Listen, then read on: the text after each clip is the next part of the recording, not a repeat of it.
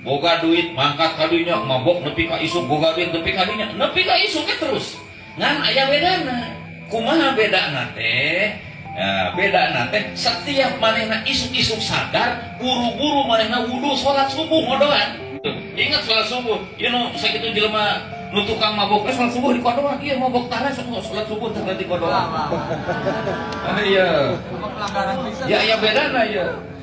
Jadi sapanjang berat teh nu penting tadi itu salat isya, salat maghrib di kodoan kumaha teh? Eling jeurik manehna teh. Moal sapati-pati Allah ngalungsurkeun taufik daek ngodoan berarti aya amal deui.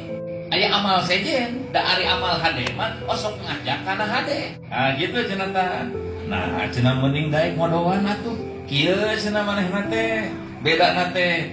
Jadi manehna teh naon wa kana la yakhlu baitahu min yatimin. Layak lubaituhu min yatimin imahna teu pernah kosong ti anak yatim datang kadinya minta bantuan golosor minta bantuan golosor yufaddiluhu ala waladihi nepi ka saking kunya anak yatim leuwih ngutamakeun anak yatim tinimbang anak kasorangan.